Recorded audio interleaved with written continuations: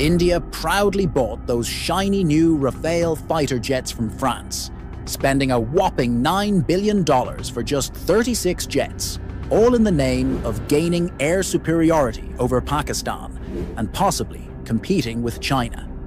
India wanted to ensure no Pakistani plane could even think about challenging them. But guess what? One missile, just one missile, could shatter that $9 billion dream to pieces. And that missile is China's PL-15, now in the hands of the Pakistan Air Force. Right when India-Pakistan tensions started heating up again, according to latest reports, Pakistan received around 100 PL-15 missiles, and they didn't even get this cheap export version. They got the real deal, straight from China's own Air Force stocks. This means it's not the first time Pakistan is using the PL-15. They had a few for testing before, but now they have plenty, ready for action.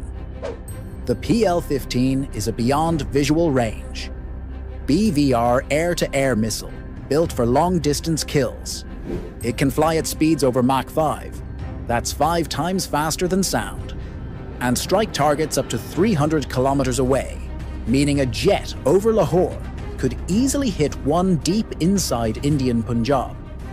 Powered by a dual-pulse, solid rocket motor and guided by an advanced AESA radar, the missile isn't just fast.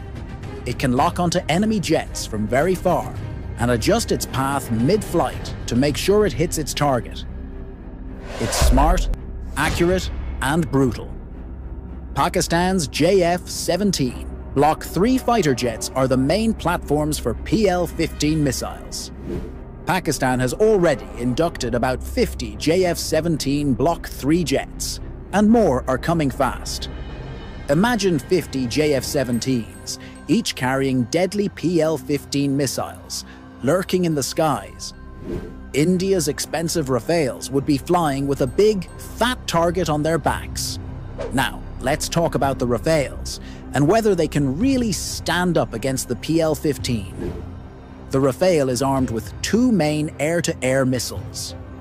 The Meteor, which can strike targets at around 100 to 200 kilometers, depending on conditions, and flies at nearly Mach 4, and the MICA, a shorter-range backup missile designed for close-range dogfights.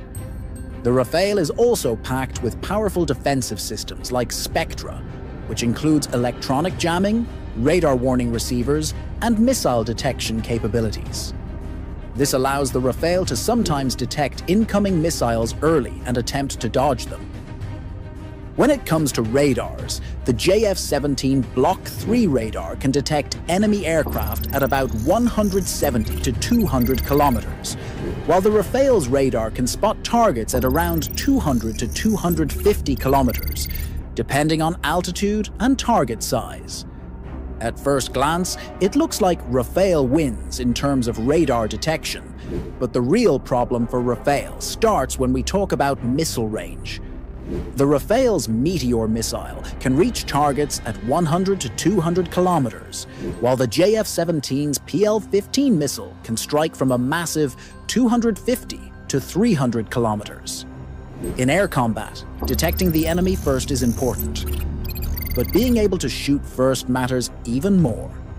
Even though the JF-17's radar can spot enemies up to 200 kilometers, slightly less than Rafale's 250 kilometers, it doesn't need to detect the Rafale itself at extreme distances.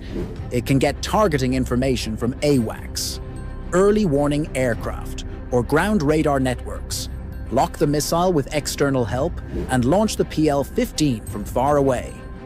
Even if the Rafale spots the JF-17 first, the JF-17's PL-15 can fire much earlier and can shoot down the Rafale before it even has a chance to fire back. The PL-15 also wins in speed, flying at Mach 5, while the Meteor reaches Mach 4. This means if both missiles are fired at each other from 200 kilometers away, the JF-17's PL-15 would hit the Rafale almost half a minute earlier.